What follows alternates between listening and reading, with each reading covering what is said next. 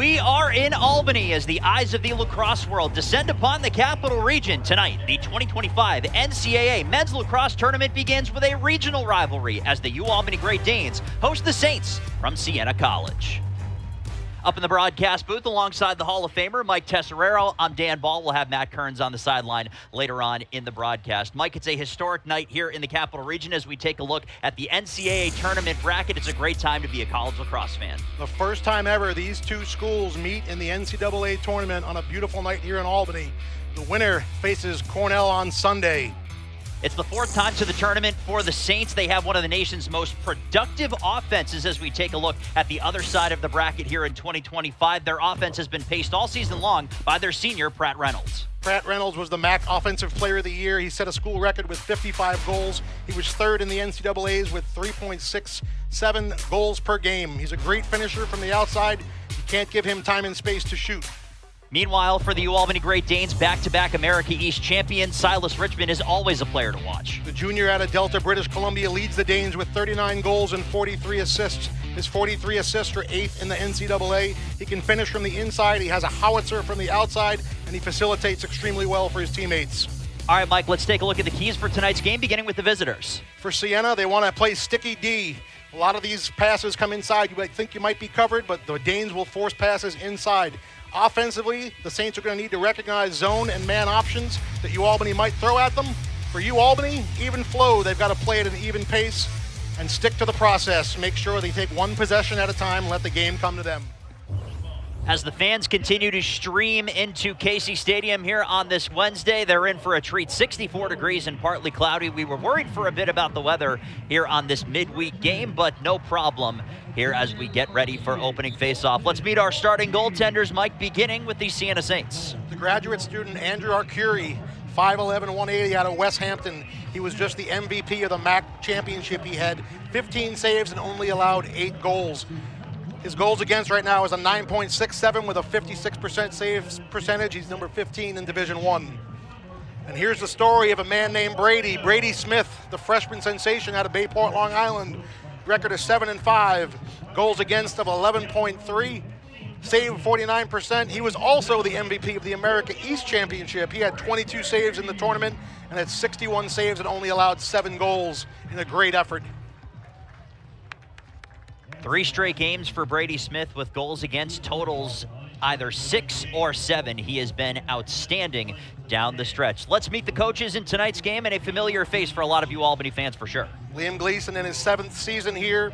He was the MAC Coach of the Year this year. He was a former assistant here under Scotty Marr for a long time. Almost like the little Jedi Master, and now the former Padawan has returned home here to Albany. And on the other side, Scott Marr has been doing this for 25 years here.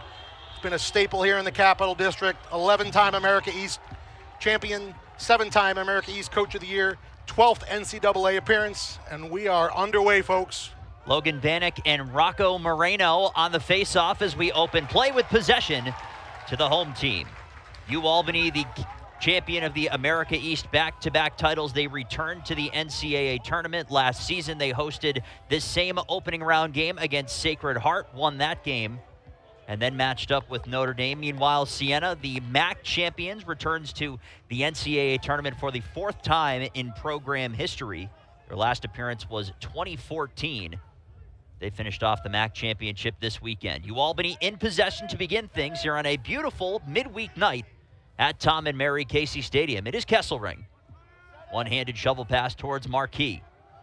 UAlbany 211 goals for this season to 191 against.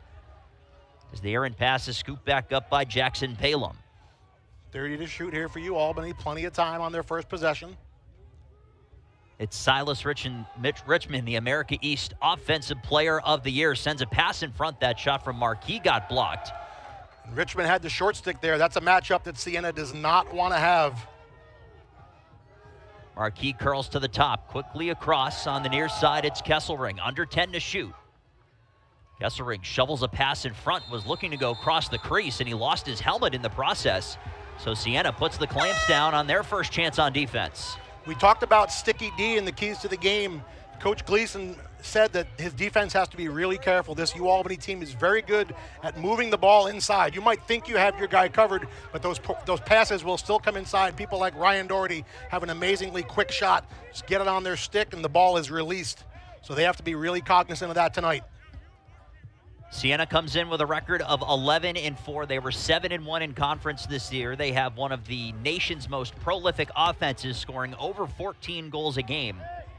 That total put them 5th in the nation here in 2025.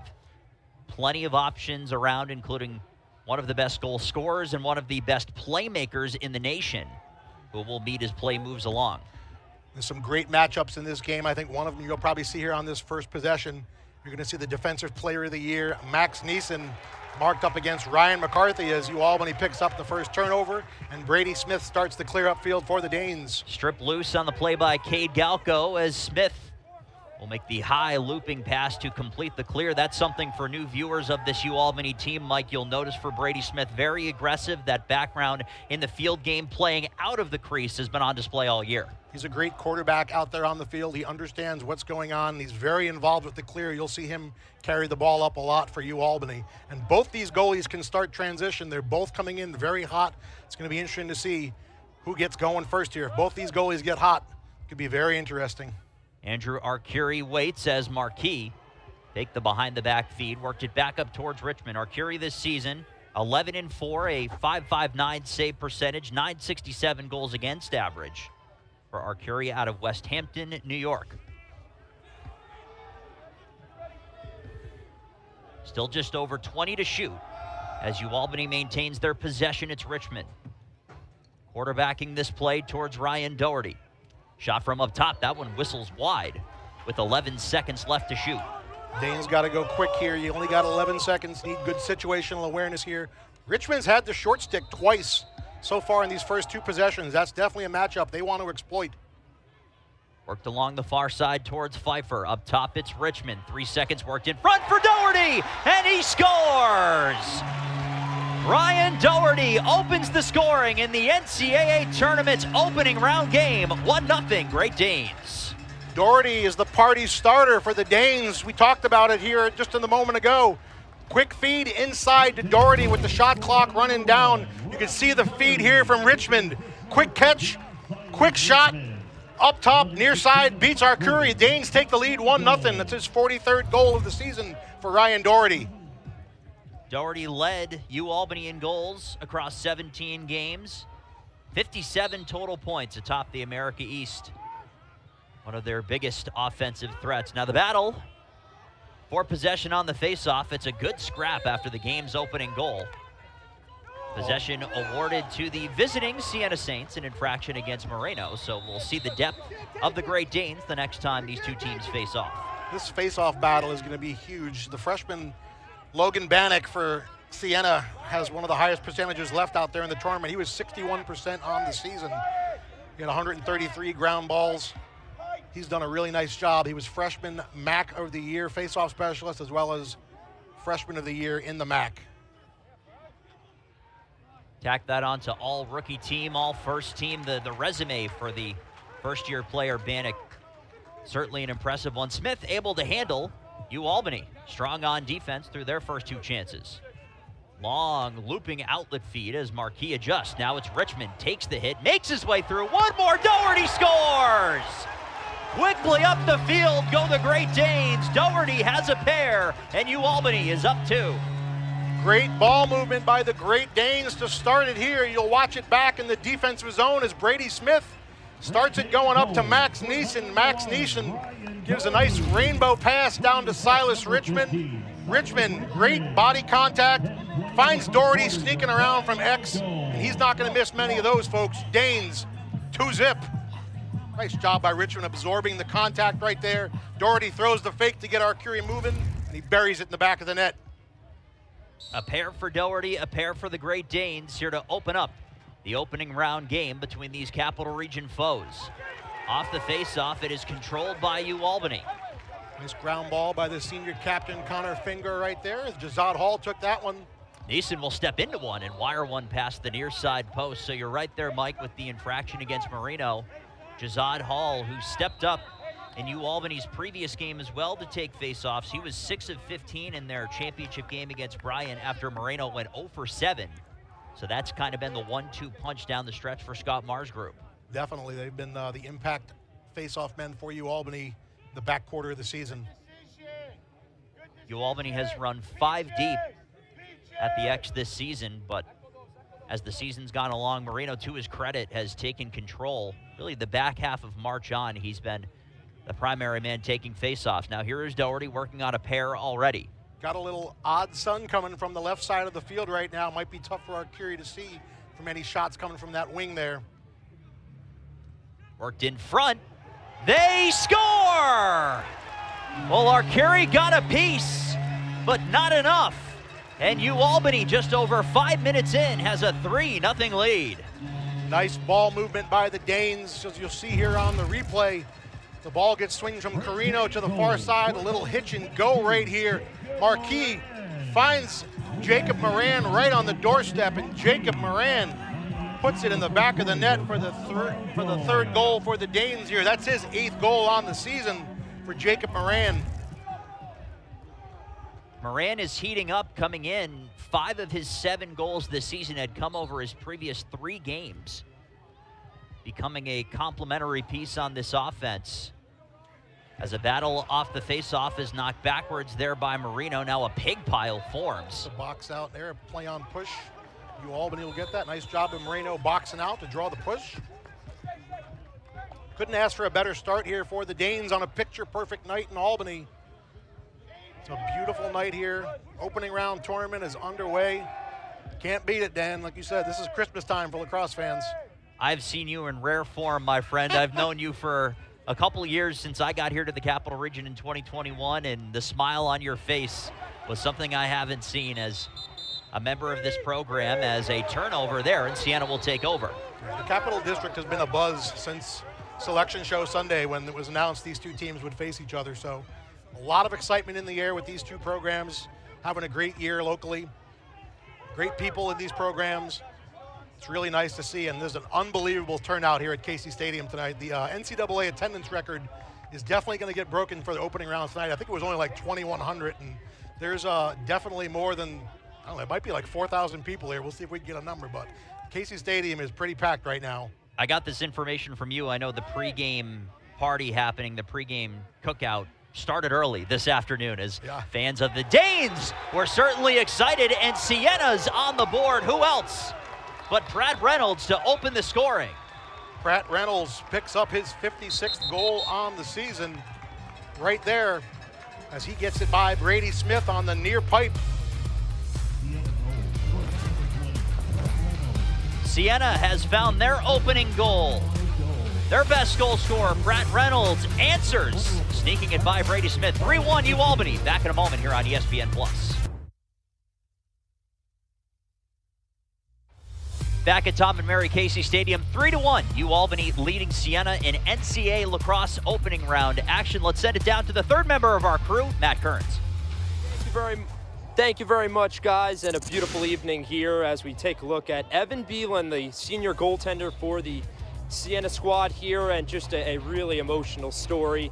During the MAC tournament on Thursday, he was experiencing some chest pain after the game and ended up being rushed to the hospital, had a 4-hour-long heart procedure to correct an electrical issue in his heart, causing arrhythmias and palpitations. He was not exactly very scared, he told me, going in there. Friday, though, he begged the doctors and the nurses. He said, I need to be at the MAC championship. I need to support my teammates. And this Siena squad, about 5 minutes before their MAC win that game, they saw Evan, and that squad absolutely fired up. And speaking to Evan before the game, he told me he has never felt stronger, and he said that it's transcended through this entire team. Back to you guys. Matt, thank you very much. And Mike Tesserero, this is a story that both of us were following during the course of the last week, and one that certainly jumps above a lacrosse game that's happening here today. Yeah, without a doubt. I had a chance to talk to Evan and his mom, Kim, and his dad, Alan, and his brother came in to surprise him here today. Brandon, they were all here and supporting him and just kind of telling me about how amazing it was. You know, they were in town from California for the tournament, and that was the last thing that they thought they'd be doing. They wanted to express they were so thankful to all the Siena lacrosse family, from the support they had from the athletic director all the way on down to everybody. They made a really, really stressful time, just very understandable, and they just helped a lot to help them get through that. So it's great that he's doing well. He's actually wearing a portable EKG right now. He's going to have a follow-up in a month, but he's doing well, and it all looks good. So pretty amazing. Also, got to give big shout out to the trainer, Emily Galitti, who made the decision, let's get him to the hospital because he was on the verge of cardiac arrest. So huge shout out to her. Get her a game ball. No question about that. So extra motivation and emotion for the Saints playing for Evan, and just a good reminder, if something doesn't feel right, say something, because you never know what could end up happening. So it ends up being... It was weird because he even said he thought it was maybe, if they were treating him possibly for a concussion. Right. He said he had a Red Bull before the game. He took a shot in the helmet during warm-ups, and they thought maybe it might have been a concussion, but the symptoms didn't make sense. And Emily, the trainer, said, you know what, we got to get you to the hospital, and luckily they did, because he was on the verge of cardiac arrest. And pretty amazing story, and we're glad that he's okay. Play continues. Albany and Siena, NCAA lacrosse opening round action, a battle of two Capital Region foes. Siena in possession. They scored their game opening goal, and they have their second. On a quick play from X on a pass from Ryan McCarthy, it's now 3-2. This is one of the things the Danes do not want to have happen. You can't allow the third leading assist person in the NCAA to just stand behind the cage with nobody on him. He's going to pick you apart if they can. They got to avoid getting hung up here. Quick little feed inside, gets that ball right to the crease, and that ball's in the back of the net right there. 3-2, Albany right now. Jack Cavioli on the finishing end. Great minds think alike. To make it 3-2 for McCarthy, coming into this one, 46 assists, third all-time and 2 away from tying Richie Hurley's program record of 48 set back in 2014. Yeah, when you've got someone who's that good at feeding and distributing, you've got to really make sure you've got to have stick and gloves. You can't give him time to just sit back there because they will pick you apart. So Neeson is going to have to get in his gloves and avoid getting hung up at X like he just was right there. Meanwhile, fifth for Cavioli. 3-2 Albany in the lead over Siena mid-first quarter here at Tom and Mary Casey Stadium. Albany in possession. Early advantage at the face-off, X for them. Working his way to the middle is Pfeiffer, and he scores! A quick answer and a solid individual effort shown there. Alex Pfeiffer makes it 4-2. Alex Pfeiffer, the junior out of Lake Grove, New York, on the short stick matchup, dodges right down the right alley, gets his hands free, gets underneath, increases an angle, and puts it in the top left corner to beat Arcuri right here for his 16th goal of the season, or his 14th goal of the season, excuse me. Nice individual effort there by Pfeiffer. People are still filing in here, Dan. There's still people going to their seats. It's great to see. Yes, this record that you mentioned a few moments ago, opening round attendance record, is certainly shaking in its metaphorical cleats as the Capital Region has shown up and shown out on a beautiful Wednesday evening. There's people on the hill over there. It's pretty nice. Brady Smith in trouble here. Smith is taken down there. He and Reynolds were locked up. Got to get back quick. He's got to get back quick. Reynolds was the one who made the play to knock him down. Smith jogged back. It wasn't necessarily a sprint, but he didn't seem all too worried. Siena wanted the quicker whistle there. You had the goalie stuck at the 50-yard line, and you want to get that ball in play and go. A bit of an awkward encounter, and there is that aggressive style of Brady Smith. He's very comfortable carrying the ball, so you'll see him. You'll even see him dodge sometimes, but he's just got to make sure he makes the good decision, especially when you're that far away from your goal. Nice job there defensively as the pass goes awry, and Max Neeson will bring it in play here for the Danes. That was junior Colby LeBlanc who was trying from the near side angle. No luck with Albany up a pair. Neeson completes the pass. Richmond waiting there. Not a whole bunch of pressure for Siena right there. Albany gets the clear. They're clearing at 87% on the season. 6 shots attempted by Albany on offense so far. Make that 7, now 4 on goal. They have 4 tallies. As Andrew Arcuri looks to make his first save. Knocked back up in the air. Pass in front was looking there for Doherty, but it's picked off. It's a nice look. Good idea. Just missed that pass. Trying to get it right on the doorstep there. Joe Valenza, the redshirt freshman, was on the other end looking to catch that pass. He was the one who made the defensive play, but Siena with a miscue of their own. Now it's Smith. Jacob Smith will complete the clear. Smith, an All-America East team member. What a revelation he's been, the sophomore long stick out of Milford, Ohio. He's had a great season for the Danes. Ton of ground balls, big physical long stick midi. He can match up well. I think watch for him to match up against Radomski, their big midi, 14 for Siena. Two big boys, 6'4". And Smith should probably get that assignment as Kesselring gets underneath. Kesselring goes to the right. Save made by Arcuri. Rebound is knocked up and taken away. Handled by Ryan Wilson, the freshman. Kesselring got that first quick step, was able to get underneath. Kind of shot it stick side high on Arcuri. That's the thing, you got to be careful with these goalies. You've got to really place your shot as the Danes got a little bit of a slow break here. Second straight miscue involving Valenza. Doherty wires one from the near side, and he missed the net wide. Nice job by Doherty. He missed it. He had the backup. Just put that one wide as he was looking for the first quarter hat trick. Pretty good pace right here right now. He's seeing a couple of sloppy plays here, but some pretty good pace right now as well. Palom looked over his shoulder to potentially make that pass right back down to Richmond. Now it's Kesselring working across. Silas Richmond will draw Ryan Wilson. Work down low, another pass deflected as Marquis goes down with one hand on the stick. Was able to scoop it up. Richmond fires and scores! Well, it all started with Colton Marquis, Mike, keeping that play alive. And Silas Richmond steps into one to make it 5-2. Yeah, off the loose ball scramble, Marquis threw it back into the middle, and Silas Richmond was Johnny on the spot. Richmond able to pick up that ground ball, and we'll take a look at this replay here. As I talked about his howitzer in the pregame, you'll see him as Marquis throws this ball back as he's going down, throws it to the middle.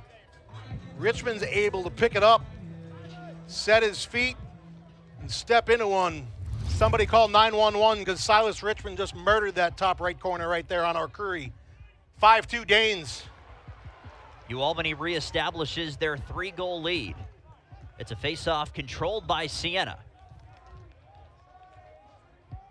Mike, if you're Siena and you're Liam Gleason here on this offensive possession, your group trailing now by 3. You have some time left in this first quarter. What are you looking to see? I think right now they just want to get into their set offense. They've had a couple of scrambles so far, and I think if there's a deflected pass right there. Oh, there wasn't. They didn't call it deflected. It looked like Albany did deflect it.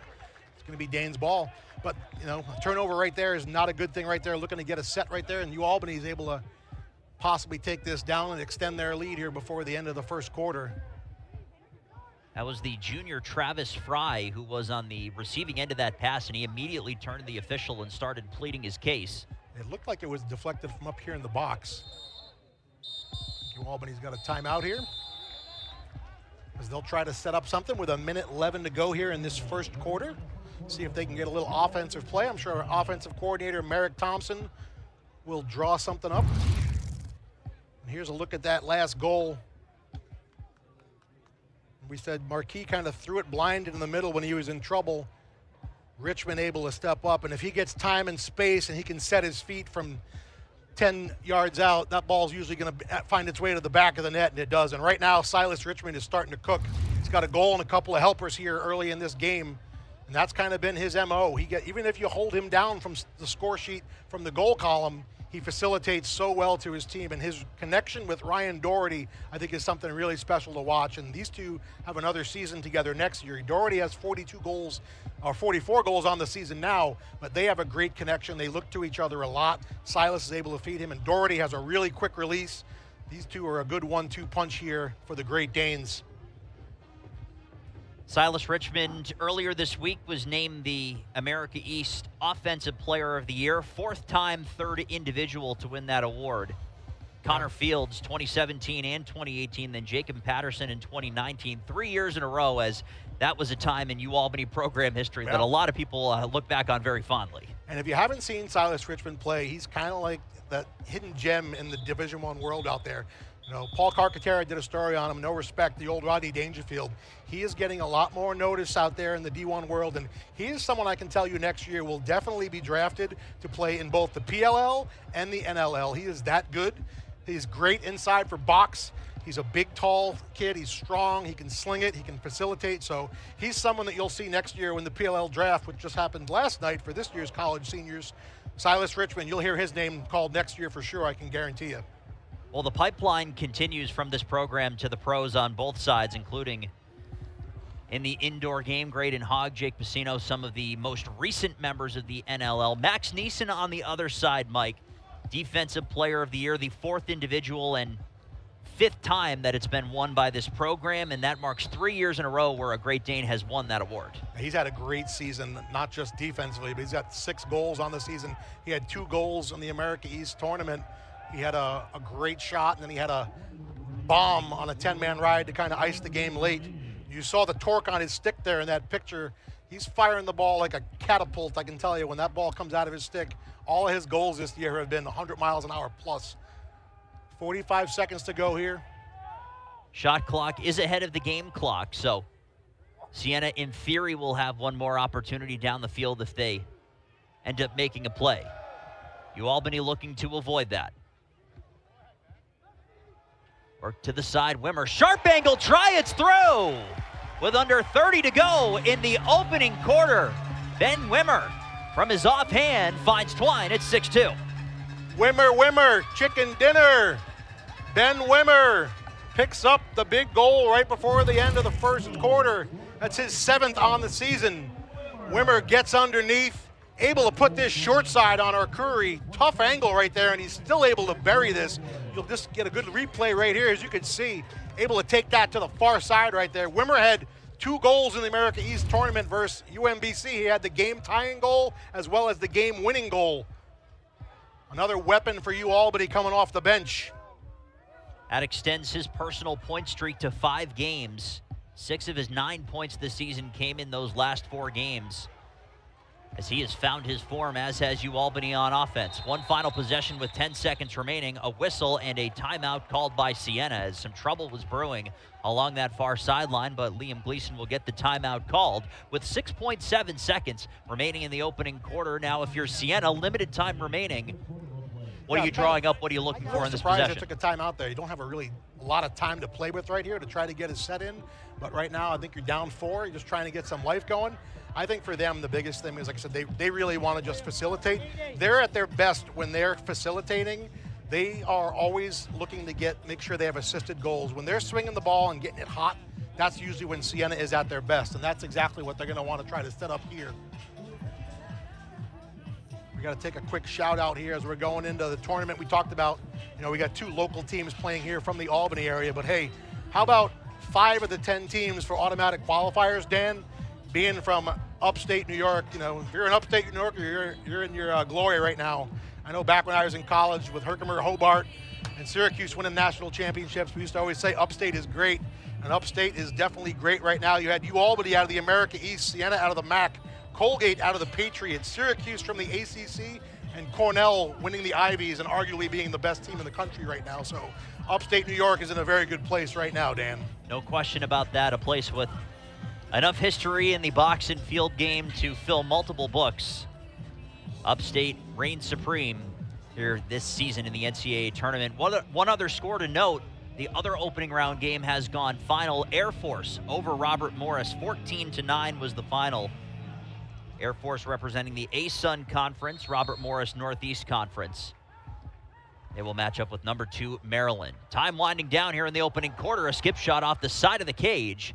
And that is how our opening quarter will come to a close. UAlbany, a 6-2 advantage over Siena, 1 quarter down in NCAA opening round action. We're back with more in just a few moments here on ESPN+.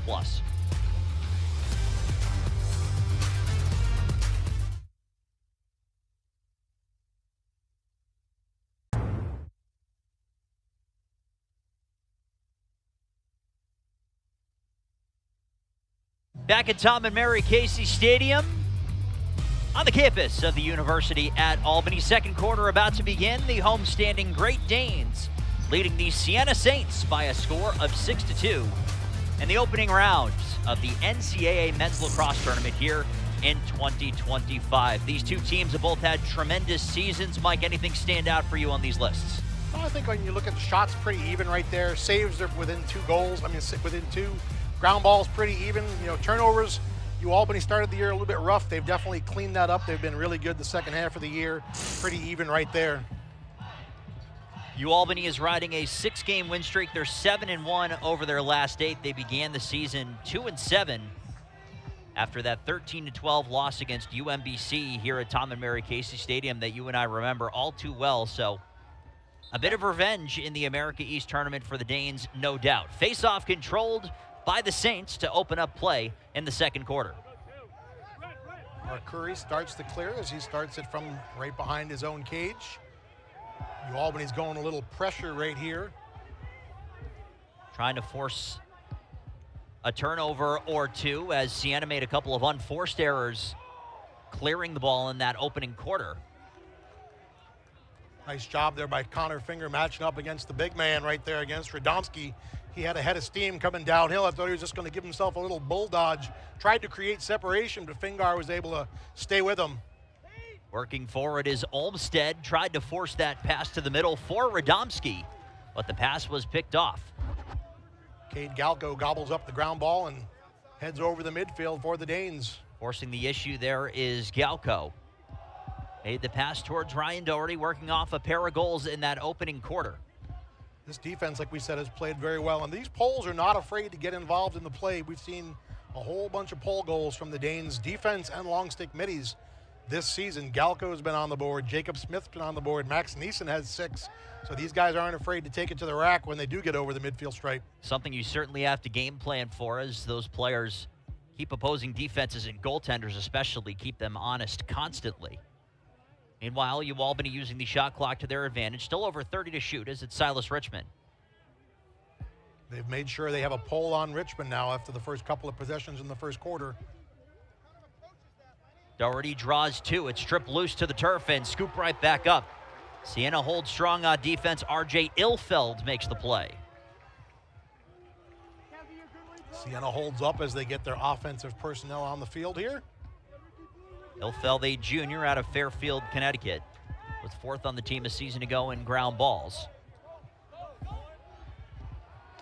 And one of the more remarkable things going through game preparations, and it's something that we've said about Albany a number of times, this roster for Liam Gleason is largely young, up and coming. They have impact players that are freshmen and sophomores littered all over the roster. Of course, your leading goal scorer in Pratt Reynolds is a senior, your goaltender or graduate student, but there are still a number of players that are going to continue to keep this team relevant from a national conversation perspective in years to come. Yeah, and if you look at the roster, he's got a bunch of really good quality kids from some really good quality schools. You've got kids from Yorktown. You've got kids from the island on there. He's got some kids from some really nice schools. Reynolds will fire, and a save made by Smith. Rebound to Galko, and Albany will take it the other way.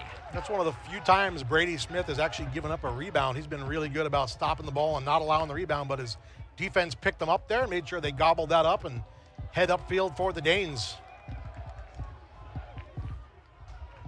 6-2, just over 3 minutes gone by, second quarter. On a beautiful evening for one of the more historic lacrosse matchups that you'll see in this Capital Region area as Richmond fights his way through. He was held up as he was looking to shoot, never got a clear shooting lane. Good play by the freshman Jacob Wells, who was matched up with him. Colton Marquis gets it in, starts the wing. Worked up top towards Alex Pfeiffer. One more pass to the oncoming James Reed. James Reed has done a nice job too in the second half of the season, kind of being a go-to second line midfielder for the Danes. Both him and Jacob Moran have seen some elevated time late in the season as Alex Pfeiffer inverts from behind right here. Pass was going to the middle for Wimmer. Knocked back over the line, but ruled to be an over and back as Neeson was a step behind the play. Siena will take over. Just missed getting there to keep that back on the offensive half for the over and back. You could see for the moment that the oncoming Ryan McCarthy made a hand movement as though he was trying to speed up Siena a little bit to try to make a play in transition, but they slowed the pace of play down with just over 4 minutes gone by. And I think right here you want to get a good possession. You want to get a good look right here. You're down 4. Get a good look. Smith is matched up on Radomski right here. That's a good matchup to watch. Radomski made the pass towards Connor Huffnagel. Huffnagel's a nice little lefty shooter. If he gets time and space, he can sling it from the left side as well. Pretty good on the dodge as well. He's had a nice year on the season. 33 goals, sorry. Worked in front. No, that's all right, as Neeson was able to pick it off. Albany active sticks in the passing lane again. Neeson steps down, and he fires one high. Boy, you could see the heat on that one as it rebounded off the end wall. That ball had a vapor trail on it, Dan, as it just went over the crossbar. You might have seen it. I saw it from up here. Man, can he sling it. You could hear the sound waves coming a second late, like the sonic boom behind it. This place would have exploded if that ripped twine right there, I can tell you. Love to see the long pole goals, big juice goals. And it came on a great individual effort as he was able to block that pass, as Siena has not had a ton of success working the ball inside. Richmond. He's got a shorty.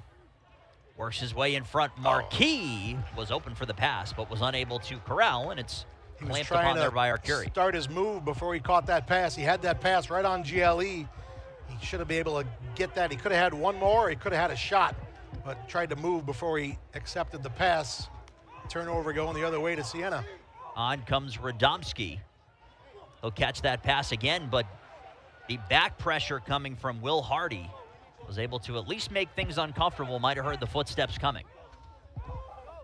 Siena maintains possession. It's Radomski, the sophomore. 31 goals coming into play today. Another in a long line of players that will impact this program moving forward. Olmsted's quick. He's got a good first step here, y'all, but he's got to be ready to slide here. He's got a nice first step. He's a quick little middy. Olmsted draws Patrick May as his defensive assignment. Two Danes converge on defense, work quickly across the middle. Under 20 to shoot for Siena.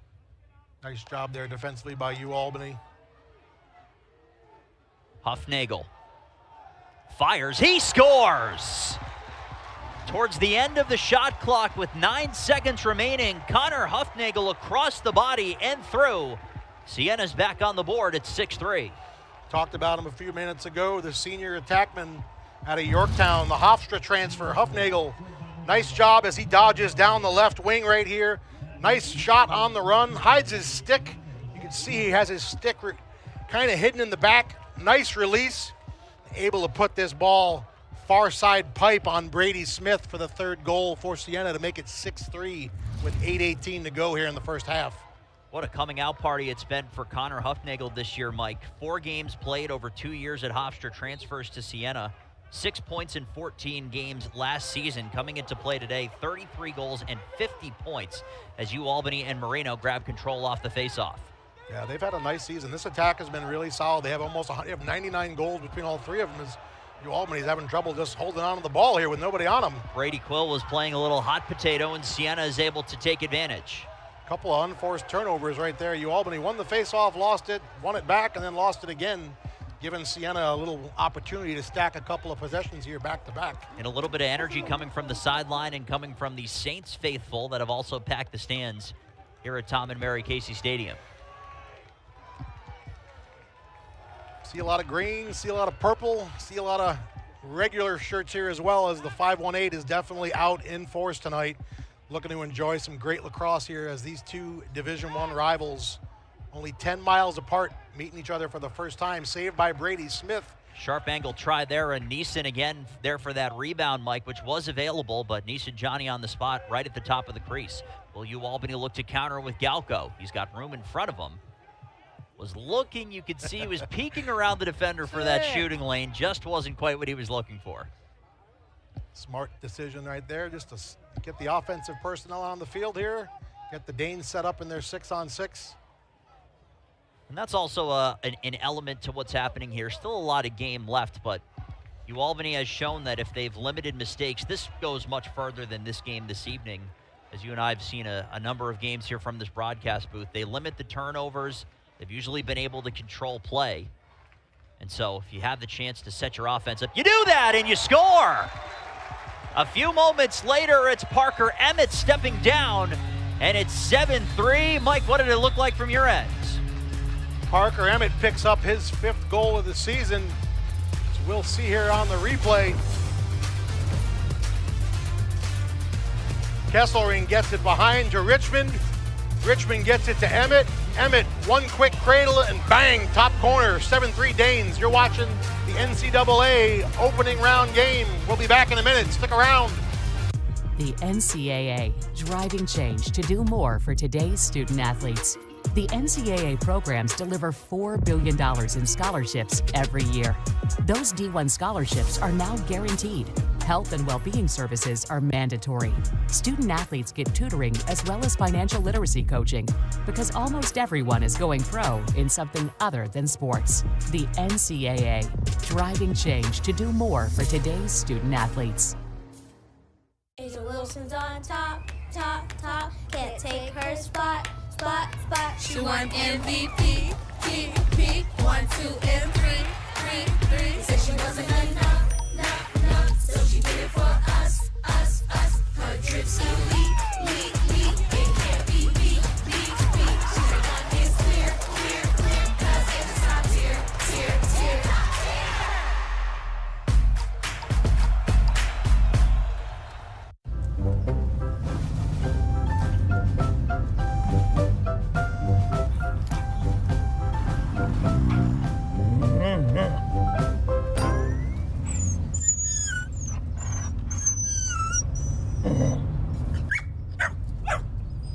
A large touchscreen keeps everyone happy.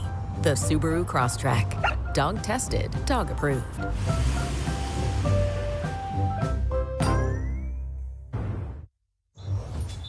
Back at Tom and Mary Casey Stadium, UAlbany leading Siena by a score of 7-3 in NCAA men's lacrosse tournament action to Capital Region foes. Meeting for the first time in both programs' history in the NCAA tournament, but Mike, just because they're meeting for the first time at the national level doesn't mean these programs don't know each other very well. Yeah, UAlbany leads the all-time series 13 games to 2, and the last time they played was back in 2022 when UAlbany had an 11-7 win. Last Saints win was on 4/23 of 13 at Siena. They've seen each other at certain points for scrimmages. There are 1,000,001 different ways that these programs are connected. Most notably, the number of UAlbany alum and former coaches that are on the Siena staff, as Liam Gleason and company have done a tremendous job bringing this team to national relevance in recent years. Yeah, I mean, Liam obviously was a 6-year assistant here at UAlbany, and both his assistants, Timmy Cox and Derek Eccles, both played for Scott Maher and coached. So, I mean, it's a UAlbany, a family, and even Derek Eccles' wife is an assistant coach here at UAlbany on the women's team. So, I mean, there's a very close-knit family between these two programs. There's a very big bond between all of these guys and a lot of respect as well. I mentioned as well for Ryan Lanigan, who joined the staff this year, was the head coach at Russell Sage for a handful of years. So again, the Capital Region ties at large between these two teams, both of which building very impressive things in their own right. UAlbany in possession, they lead by 4. Under 6 minutes remaining in our opening half. And a shout out while we have a moment for that UAlbany Great Danes women's lacrosse team. Winners the America East tournament, they will take on Yale on Friday. And a save made by Arcuri, as there was a chance wide open in front for Ben Wimmer, and that's Arcuri's best of the night. That was a great ball movement sequence by the Danes. You thought Silas Richmond might tee this up. No, looks right down to the low crease, hits Wimmer, and Arcuri across his body save. That might be a big save, remember, right there from Arcuri, folks. And Arcuri completes the clear on his own, too. It's been a busy couple of moments for him. That's something that'll get him going, believe me. I mean, he's someone who usually make a save like that makes a big impact. So we'll see how that save kind of resonates with Siena here. Give them some fire, get him going. But what a save. 11 games with 10 or more saves this season for Arcuri. MAC tournament championship MVP as that one whistles high and wide over Brave Smith's cage. Radomski fired that one high on the run. Made 15 saves, gave up 8 goals in that championship clinching game. That was a great game in the championship. Both him and Pazienza put on a show. They had end-to-end saves in that MAC championship. That was a great game to watch.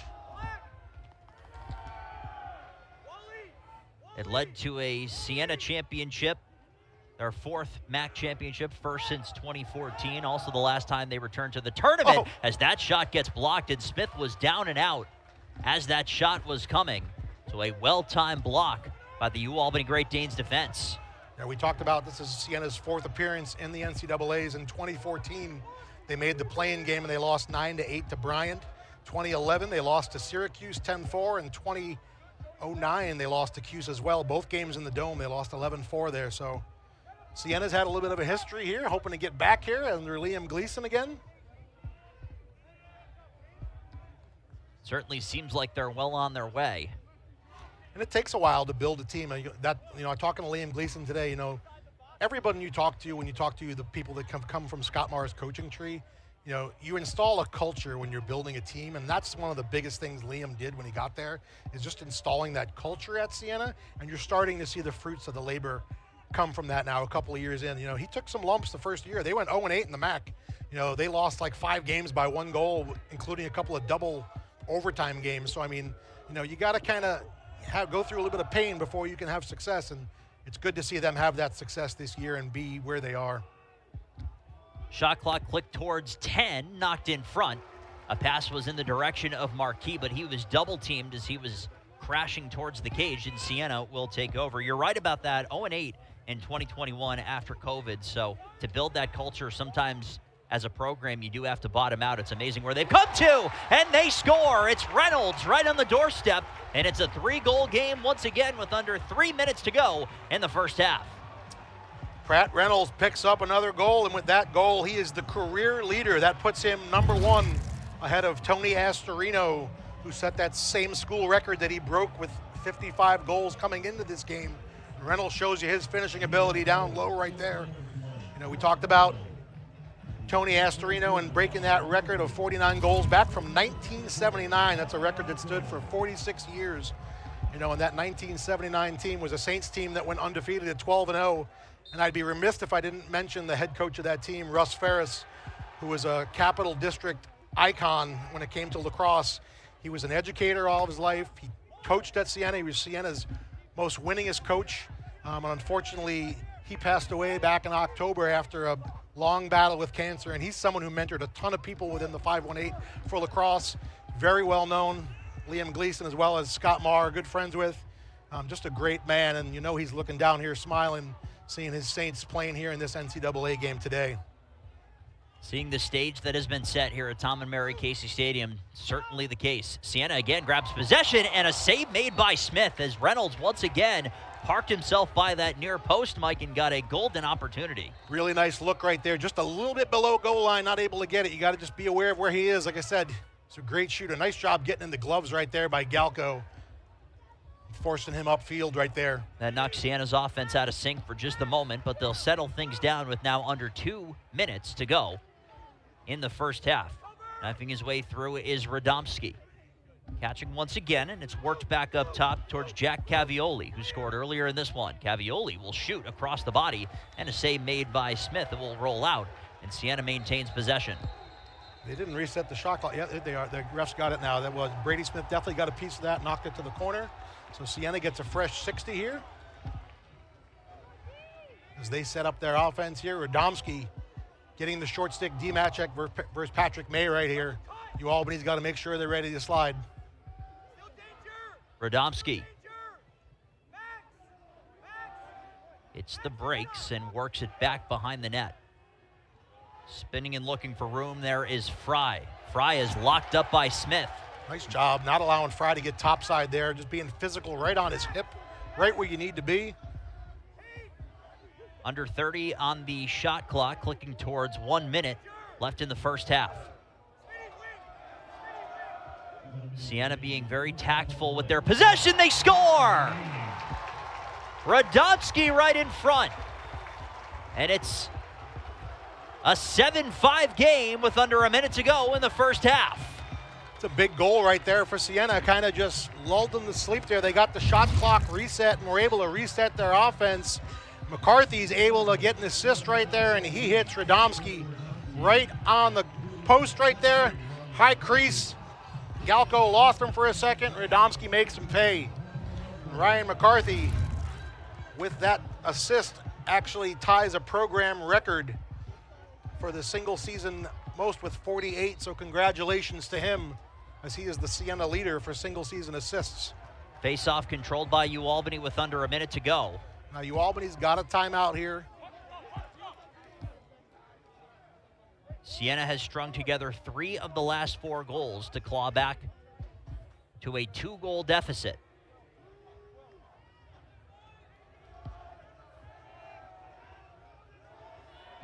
Stay tuned at the end of the half as our own Matt Kearns will speak with a member of the UAlbany Great Danes staff. Palem lost the ball. Taken away by Siena. Just over 10 seconds to go. They'll look to transition in a hurry. One more pass, double team, and the pass will go up and out of bounds. An errant pass coming from Liam Lennon in transition. Now what can UAlbany do with 4 seconds left? Neeson can fire a missile, that's for sure. Look out behind the net. Give it a go. That one will hit the end wall as time expires. Ending our first half here at Tom and Mary Casey Stadium. A 7-5 advantage for the UAlbany Great Danes over the Siena Saints. Siena did score 3 of the final 4 goals of the first half to make it a 2-goal game. But UAlbany holds the advantage as both teams will huddle and take a breather as we've reached the half. Let's send it down to Matt Kearns, who is standing by with the head coach of the Danes, Scott Marr. Thank you very much, guys. Coach Marr, a great first quarter, 6-goal blitz against Siena. What was working so well offensively for you guys? Being a little unselfish and being patient. You know, I thought in the second quarter we got a little impatient and started forcing some things and just not connecting on our passes. We're a little off in the second quarter, but we'll get back to it. We just got to regroup here at halftime and just keep playing. Siena was able to shrink the lead to now 2, or I should say the deficit to 2 in that second quarter. Defensively, what are you guys looking to improve on in the second half? Again, they've scored 2 goals inside here, the last 2 goals, so we got to cover up inside a little bit better. We just got to talk a little bit more inside and just, you know, our communication on defense just broke down on those last 2 and just got to do a better job. Thank you very much, Coach. Best of luck. Thank you. Dan, Mike, back to you guys. Matt, thank you very much. Stay tuned for our halftime show as Matt will take you inside the UAlbany-Siena Capital Region rivalry. But in the meantime, we're at the half here at Tom and Mary Casey Stadium. 7-5, UAlbany leading Siena. Stay tuned. We've got halftime action coming up in just a few moments here on ESPN+. What was clicking on offense and late in that second quarter? I think our stick work just started to sharpen up a little bit. First quarter, we had a lot of drop passes, some unforced turnovers that they were able to capitalize on. I think we just settled down a little bit and were able to connect on some of our passes. Playing under the big lights here at Tom and Mary Casey Stadium, you have a lot of experience with that. What was the message to your players at halftime to calm the second half nerves going into the final half of this game? Well, I think our nerves really did start to calm down towards the end of that second. So I was just saying, hey, listen, you know, we've been here before. It's a 2-goal deficit, but that doesn't matter. It's just start stringing positive plays together, and then we'll focus on doing that, and the outcome will take care of itself. Thank you very much, Coach. I appreciate it. Back to you guys. Matt, thank you very much. Liam Gleason heads back to his sideline, getting his group ready for a second half that will determine both seasons, as the winner of this game will take on Cornell in the true first round of the tournament coming up this weekend. Let's take a look at the keys to the second half. Mike, what's on your mind for both sides?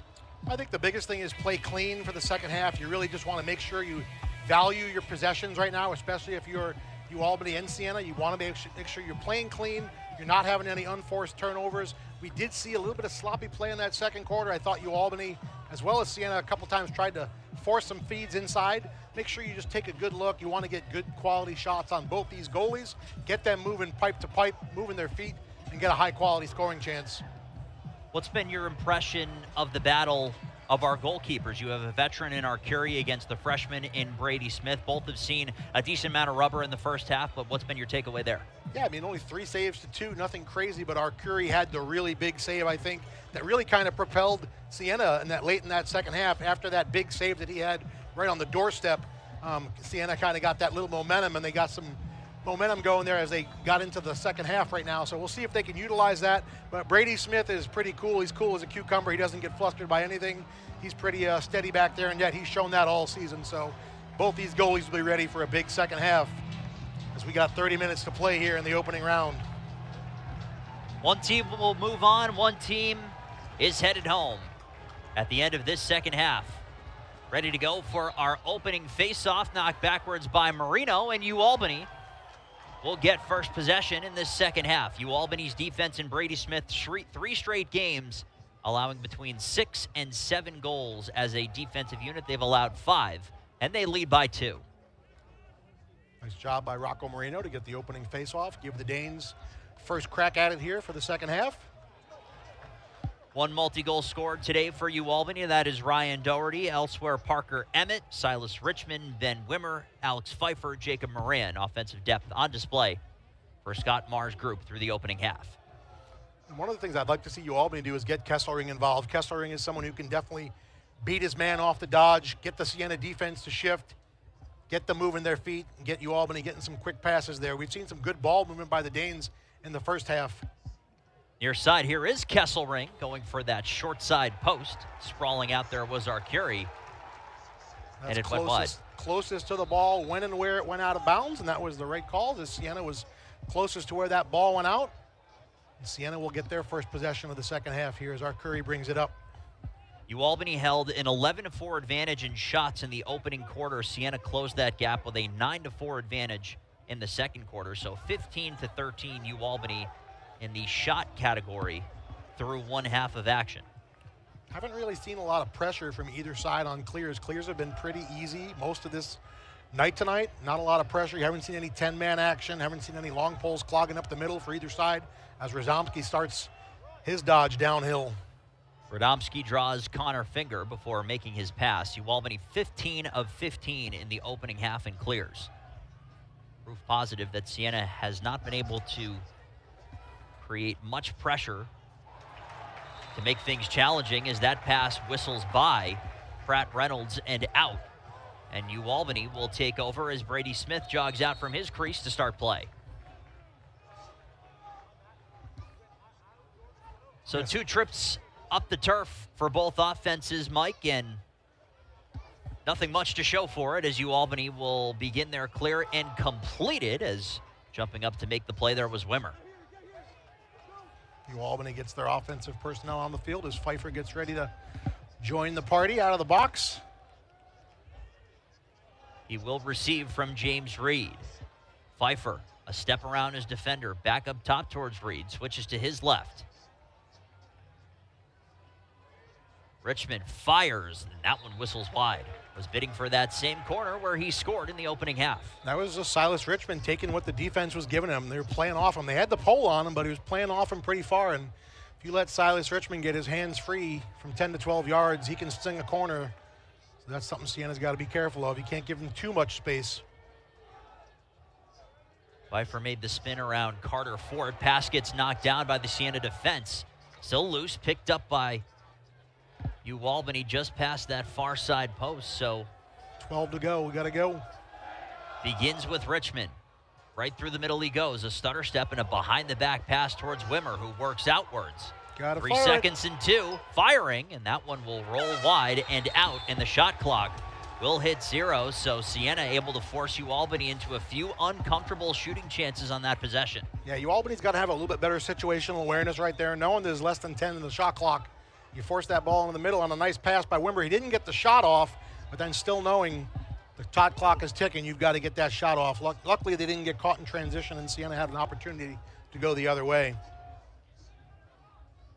The Siena Saints riding a 9-game win streak. They were 2-4 after 6 games this season. Their last loss was to Sacred Heart in overtime during the regular season. I think it was 15-14. Nice dodge. They've averaged just under 16 goals in that 9-game win streak, and they have the first one of our second half. Connor Huffnagel makes it a 1-goal game here in Albany. Travis Fry sets this up with a nice little quick dodge able to beat his man up top. You'll see him get underneath, get that low, and Huffnagel's left alone over there as Albany a little disorganized there on the defense, leaving time and space for Huffnagel, and Huffnagel will find the back of the net more times than not there as you see the Siena faithful getting fired up as they're within 1 goal right now, 7-6. 3 in a row and 4 of 5 for the Saints. Dating back to the opening goal of the second quarter, scored by who else but Connor Huffnagel. It's now 7-6, clicking towards 11 minutes to go in the third quarter. Still very much anybody's game as Siena has possession, looking for a chance to tie the score. Their 4th trip to the NCAA tournament, they have not won a game on the national stage in their program's history. They're a heartbeat away from tying it and evening our score for the first time since it was 0-0 less than 4 minutes into play. Worked in front, pass did not connect. The pass was coming from Radomski, and that one will head out. An error by Siena trying to work a pass in front of Brady Smith's net, and Albany will take over. Radomski should take advantage of that matchup there when he's got a short stick on him. I think he's, especially when he gets a head of steam coming out of the box. You mess with the bull, you get the horns there. You got a big man getting a running start, use his body. As Albany having a little trouble here on this clear. They get it upfield. Outlet pass was off the stick of Richmond, who tried to adjust to make that play. So some trouble for Brady Quill. This time around, Siena will complete their clear successfully. So that's a really just tough unforced error. Just nobody on you, just losing track of the ball right there, and you're allowing Siena right now to stack a couple of possessions. And Siena's got a chance to tie this game up right here as they get their 3rd possession in a row. It comes just moments after a Siena passing miscue of their own, and Albany hands it right back. Right down Main Street comes Patrick Linton. Near side Reynolds. Work to X, waiting there was McCarthy. One more pass towards Linton. Reynolds, sharp angle try. That one went past Smith. Both Smiths, Jacob, Brady, and the net in the process, and it goes out. Looks like they've switched up here. Siena inverts from behind right here. Work back up top, a pass in front, and that one goes past the near side post. A chance turning and firing was Huffnagel once again. 7-6 and some nervous energy as Smith makes the save. After that quick chance from X after the restart, that one's knocked out of bounds, and the officials will award possession to the Great Danes, much to the chagrin and arguing from Reynolds, who was waiting right there. Albany dodged a bullet right there. They had a little breakdown defensively as Jacob Smith has a chance to bring it down. Smith, a sharp angle try there for Doherty. Was wondering if Smith might go for the pole goal himself. He passed it off, and Doherty went with the elevator shot, and it went high. Right now, like I said, you want to value possession. You want to get really good quality looks right now. We talked about it in the pregame for Keys. For Albany, just, don't panic. Make sure you just value possessions. Trust the process. Play your game. Run your offense. Run in your sets. Albany did a great job in the first quarter of just moving the ball. I think they want to get right back into that right now for this second half. Parker Emmett to a jog with Liam Hassett following. Emmett to his left. Exchanges possession. Kesselring working his way low. Hands off once again. Emmett turns. Works a pass in front. BTB try there from Marquis. Off the side of the goal. Loose in front. And a save made by Arcuri. Rebound still available. Kicked free by the Saints and taken out of harm's way. I'm not sure if that got through or it hit a defender, and Arcuri made the save. Neeson picks up the ground ball and starts transition the other way for the Danes. Faked the pass and continued it himself. He's tripped up, and the flag will be thrown. We'll see our first penalty, and then Neeson knocks a man down after the penalty whistle was blown. The Siena Saints sideline is furious on that one. We'll see if it's one penalty or two. There's definitely going to be a trip on Siena. We'll see. Scotty, you gotta get back. I'll come talk to you. Just let me make my call. Field mic alert Guys, here. fouls on 11. White. 1 minute with a trip. So just the one penalty. Albany will get the first penalty of the game right here. The first man-up opportunity. Here's the opportunity right here. Colton Marquis went backhand right here. Turns, hits Arcuri right in the chest as he's turning with his back to the goal, just trying to get that on goal. Great individual effort to get that shot off, and nice save. And then you'll see Max Neeson bringing that over. And as he brings it over, takes the slash on the elbow, and then their kind of ankles get collided. 1 minute penalty, and Albany will get the first man-up opportunity of the game. Albany right now on the man-up is running at a 33% on the season. They were third in the America East in man-up. We'll see what happens on this first opportunity. Our referee is Mark McInnes, umpire Joshua Blaisdell, field judge David Pinciaro. They are on the call today. First penalty on either side. It's a minute against Huffnagel for a trip. Palem fakes the pass, catches again. Palem works it in front, they score! And a flag is thrown for a penalty after the goal. It won't change the fact that Albany has cashed in while a man up, and they retake a 2-goal lead. Watch this goal here, Dan. What a beautiful look inside to the crease, and Ryan Doherty completes his hat trick with a little twister right on top of the crease, and then gets the flag as he got cross-checked from behind into the crease, as we can see here on this replay. Well, there was another penalty that was called. And that should be a dead ball penalty as well, so they're going to check on this because it was contact to the head. So with contact to the head, Dan, they can look at it. It's definitely a 1 minute, could be a 2 minute penalty. They'll check that on the review. Any contact to the neck and head area is reviewable. We'll go to break here as the refs take a look at this. 8-6 Albany. We'll be right back here in the opening round action for the NCAA tournament. Stick around.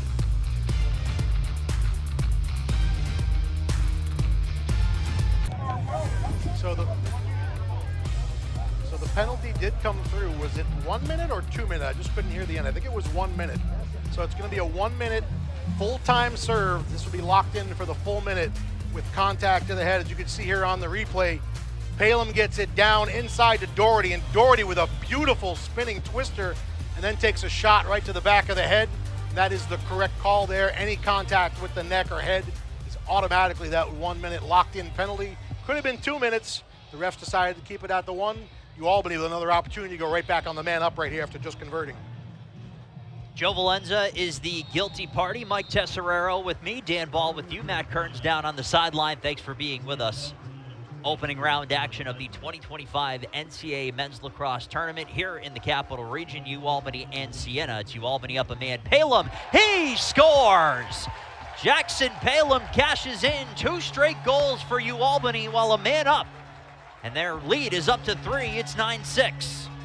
Jackson Palem picks up his 19th goal on the season. The sophomore out of East Syracuse, New York, with the little low stinger on the man up on the right wing here. He takes this feed, he has space, and he just targets that lower left corner, and he's able to get it past Arcuri. They'll get a great angle of it here from our camera crew right there. Actually goes 5-hole on him right there. And this penalty is still locked in here right now, so Albany still has 47 seconds on this penalty. So if they can get this man-up face-off right here, they have an opportunity to get back on the power play right here. It's a ground ball. Ground ball is controlled by Siena. That was the oncoming R.J. Ilfeld to grab control. That's a really big ground ball right there off that face-off, because Albany could have went right back on that man up. They still had 30 seconds right now as the Saints just look to kind of kill this penalty and get back to 6-on-6. So they've got 22 seconds left, and then they'll still have about 40 seconds on the shot clock. Plenty of time to get off a good shot here as they find themselves down 3 right now. Jackson Palem becomes the 7th goal scorer for the Great Danes this evening. 6 of them have 1 goal. You're paced by Ryan Doherty with the hat trick that he completed with that goal, a man up just a few moments ago. That goal that Doherty scored was actually a thing of beauty on the crease, that little spinning twister. I don't think the replay did it justice of how tough that shot actually was, but really nice individual effort there by Ryan Doherty to find the back of the cage there in a tough spot. Well, now Siena looks to respond. Before those penalties, they had clawed back to make this a 1-goal game, and they had done it all at even strength. We are back to even strength as that pass, a bit unsure on that pass was Connor Huffnagel. He got caught between passing and holding, and UAlbany's able to take it away. UAlbany dropped into a zone defense right there, and I think it kind of confused Siena for a second as they were trying to figure out what they were actually doing, and Siena turned it over on the quick switch from man-to-man to zone right there, and the Danes get possession right back. That's the little game within the game we talk about, just being able to adjust in-game, giving teams different looks. We've seen UAlbany go into zone in the America East tournament. They came out after having a great first half playing man-to-man versus Bryant. They came out to start the second half in the zone. UAlbany back on offense, leading by 3. They lead in shots, 23-17. Shots on goal, 12-10. They're now 2 for 2 while a man up. Sharp angle try, bidding for that near corner there was Pfeiffer. It goes high and wide. That's not a good shot right there by Pfeiffer. The Danes got to get a little bit better ball movement right there. You're not going to beat Arcuri from that side at that angle right there. If he dodges to the middle and gives himself some more space, that's a different story, but you want to make sure you get him moving. He's a tough goalie to beat if you just give him that shot. He's going to gobble that up. Luckily, that went wide, and the Danes were able to retain possession. Arcuri has made 3 saves on the 12 UAlbany shots on goal. Brady Smith has made 4 on the 10 that Siena has put on cage so far today. Under 5 to go, third quarter. UAlbany leading by a 3 spot. They're in possession, looking for more, and that one skips wide on the shot from Richmond. All right, 4 seconds right here. You just got to probably throw this into the corner. Don't get burned. Throw it into the mix. Turning is Richmond. Shovel chance. Saved by Arcuri. Rebound at the top of the crease. And Silas he'll scoop it away. Was actually able to get that shot off backhanded and still get it on goal. I thought for sure Doherty would throw that in the corner, and sure nothing happened there, and the Saints would get an odd man rush, but nice job by Richmond just to get that shot on goal, as we can see on the replay here. Turned and backspun it, and Arcuri had to make a really good save right there. UAlbany's going to be offside right here. They're going to get a penalty, and the Saints will get their first man-up opportunity as Radomski brings this ball down. He's got a mismatch right here as he's got offensive attackman Ben Wimmer right here. If you're Radomski, you should take him to the rack. Radomski, the Danes end up doubling him as Luke Grove came over to help. Laundry down on the turf. Siena, as Mike mentioned, will go a man up should they not score. That one goes across the timeline, which will lead to the whistle and a penalty. So in a matter of moments, we go from no penalties on either side to now our third in mere minutes, the first of which against the Great Danes. Siena is at Balls 41%. on purple, 0, 30 seconds, offsides. So it's only a technical penalty. You got 30 seconds here for the man up. Siena's at 41% on the season. UAlbany, one of the top programs in the country. They finished number 2 on man down at 83%. They just lost out to Virginia by a goal. Otherwise, they would have had the top man down defense in the country. They did a great job. Siena actually finished in the top 10 as well at 76. So both of these man down defenses very strong. UAlbany's put to the test for the first time. Work to the far side for a chance. That one hit iron. Takes a heavy bounce. Rolling towards the center line, but scoop back up. Tiptoeing and keeping possession on a nice play right at the center line was Caden Paddleford. Towards McCarthy. Nice look. Behind the back feed. Saved by Smith. Rebound is scooped up and knocked backwards. Smith will bat it back towards a waiting group of Saints. Net is empty. Work back up top. But Smith and the UAlbany defense is able to recover in a hurry. Dodged a bullet there. It was the right idea. He was just trying to bat it back out of bounds and reset, but it's a little, the operation was a success, but the patient died there. Almost came back and burned you. Got to be careful knocking that ball back into the middle right there. Well, after all is said and done, we're back to even strength with under 3 to go in the third quarter. Siena's done all of their scoring at even strength today. Toe drag there from Reynolds. His shot gets blocked. Rebound was scooped up for the moment there by Finger, but taken away by Siena with 25 and under to shoot. Really nice job on that toe drag right there. We saw an awesome toe drag goal by McCarthy as he won the MAC tournament on a sweet toe drag, almost the same exact move from that same spot. Exchanging there is Radomski. 2 Great Danes close on him. Quick passing now to the far post. A chance in there. Would not go. Rebound up top. Reynolds, he scores! Reynolds right at the end of the shot clock, and it's ruled that it did not count. So UAlbany survives by mere moments. They'll look to counter quickly. Sharp angle try. Saved by Arcuri, and the rebound is picked back up by Mark Cummins in the nick of time.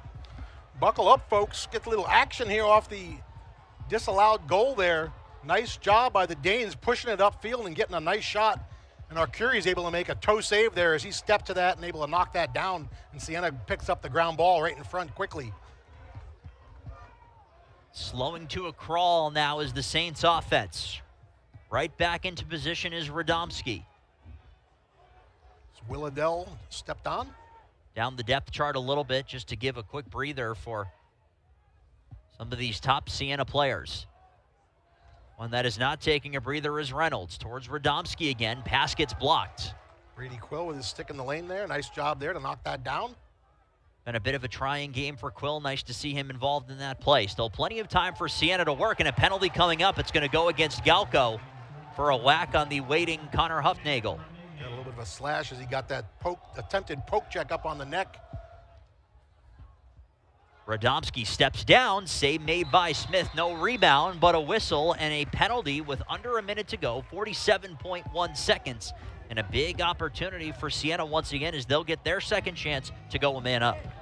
Back-to-back opportunities here as Brady Smith was able to gobble up that shot from the outside on Radomski. Calls on purple, 33, 1 minute with a slash. Yeah, it was a poke check that got him up high. We see on the, I don't know if we'll be able to see it on the replay here. You'll see Galco go to throw this poke in here, and as he throws it in, he gets it right up under the neck right there. So that's going to get called every time you make contact with the neck like that. Great call. Not a slash, but hey, still up on the neck. So 47 seconds here for the Saints. They've got a great opportunity here to get themselves right back in this with the man-up opportunity. 3 straight games with at least 1 goal on the man-up for Siena. They had 3 in their most recent game against Sacred Heart. 5 in total over that span. Worked quickly to the near side post. Radomski tried to turn and fire as he was absorbing the hit. That one ended up going wide. I almost thought that was a pass at first because that was pretty wide. I thought he was looking on that back pipe for a second, but no. He had Connor Fundus right in his grill as he was trying to get that shot. Under 20 to go. Worked back up top. Around the perimeter they go. A swim move trying to get open to the near side. Radomski now under 10. Up top. Worked in front. They score. A beautiful pass from the top from who else but Ryan McCarthy. And Siena cashes in while a man up to make it a 2-goal game with 4 seconds left in the third quarter. Oh, that's a back-breaking goal for you, Albany, right there. They've given up 2 goals in this game right in the last couple of seconds of a quarter right here. As you see the nice sneak from X. And he's able, I don't know if this might be a crease. So if we see his foot here, this might be a little replay here. We might have a challenge flag there. I think you might want to challenge that on that first look there. I'm not sure. He might have stepped on the crease as he was toeing the corner. Brady Smith was saying it. The replay option is there if Scott Maher wants to throw that flag. Let's take a look at it right here. We can see here as he's about to turn.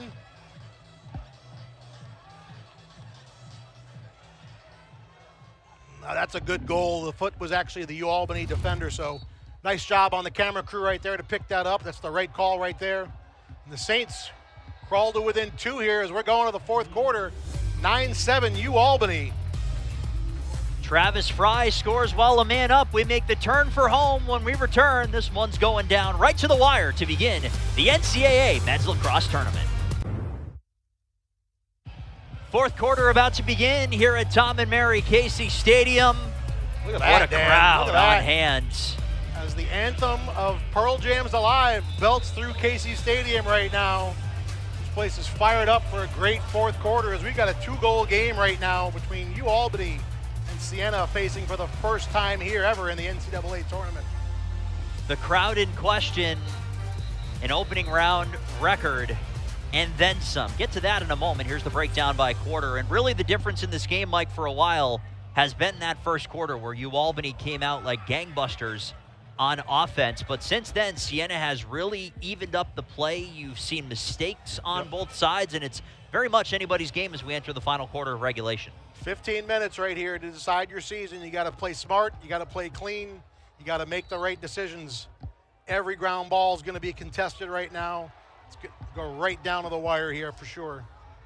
Siena gets the opening face-off, and they'll have the first opportunity.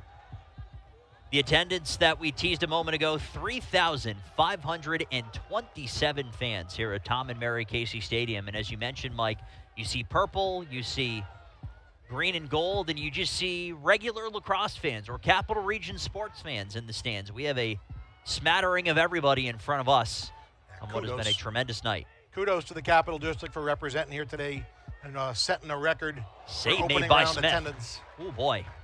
As Brady Smith makes a nice save right there as Caden Lepitro's going to have some pressure right here. He's got to get ready. Siena trying to force a turnover, and a flag as well. In a process, penalty will come. UAlbany looking to counter quickly as that pass did not connect with Richmond, and the whistle will blow. There was tons of space in front of him. He could have just taken that right to the house. Passed it down to the wing, trying to get it to Silas, but he had nothing but space in front of him right there. You got to take that to the house and let it fly. UAlbany's going to get another man up here as we've had several flags here in this second half as we went pretty clean in the first half. Looks like it's going to be offside here.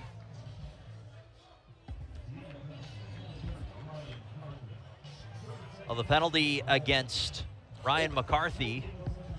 This is a technical foul on McCarthy for holding for 30 seconds.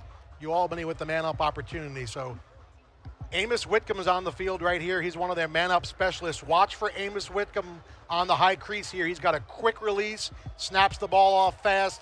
They'll look to him, I'm sure. Palem and Richmond exchange. Silas Richmond this way toward the near side. Jackson Palem joined the scoring party, the 7th for the Great Danes in that third quarter. One more pass in front. Whitcomb, he scores! Mike Tesserero knows a thing or two about lacrosse. That's a man-up goal for the Great Danes, and who else but Amos Whitcomb popping out to score his 14th. Famous Amos catches that cookie high crease, buries it right now for the 10th goal for the Danes. Here's the feed. Richmond gets it down low to Kesselring. Kesselring gets it in front, and Whitcomb knows what to do with it when he gets it in that little honey hole right there. He puts it right past Arcuri on the near side. Big goal there for UAlbany as Amos Whitcomb, otherwise known as Famous Amos, makes a big Casey Stadium ovation right there, and the Danes get the face-off. Face-off was won by Moreno. Here comes Smith. Of the 14 goals that Amos Whitcomb has scored this season, 6 have come a man up as he has found a spot, and quite literally found a spot on that last set for the Great Danes. They have possession. They are up by 3. The lead is volleyed back and forth between 1 and 3 pretty regularly since that opening quarter barrage of scoring. No rush for Jackson Palem. Working it towards the far corner towards Emmett. Using the pick of the official right there. Good heads-up play. Richmond, the stutter step. Spinning, double teamed. Siena always knows where he is on the field. He still manages to get through. Lost possession, draws a penalty. Ooh, there's going to be another one maybe. Emmett the toe drag, and another penalty upcoming. Siena all out of sorts. Whistle will blow as Kesselring was open to take that shot, but there was pushing and shoving happening back behind the net. Kesselring can't believe it. Blew that dead as that started to get a little fisticuffs going there as Siena got into UAlbany, but UAlbany had 2 men wide open in front as that pass got sent to the middle. UAlbany had a golden opportunity, and Scott Marr right now is kind of arguing that. That whistle should not have blown. That should have been able to been a play-on situation. So we take a look and see if we can get the replay here. But UAlbany's going to get another man-up opportunity. So we had there's four flags on the floor at the moment right now, so the refs are getting together here to talk this out. And I will say, Mike, Jackson Palem also looks like he may have received a penalty from that skirmish that broke out after the 2 flags were thrown. I think he was trying to just protect one of his teammates there that took that hit, and I think, like in hockey, the third man in kind of gets caught, and I think that's exactly what happened to Jackson Palem right there. But the refs are sorting this out right now as we talked about our crew here. Mark McGinnis, Josh Blaisdell, and David Pincharo are working it all out, figuring out who's got what. Regardless, UAlbany should have a man-up situation coming here to start.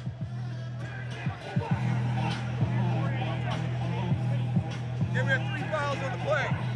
First foul's on White, 1-8, a 30-second technical for a push.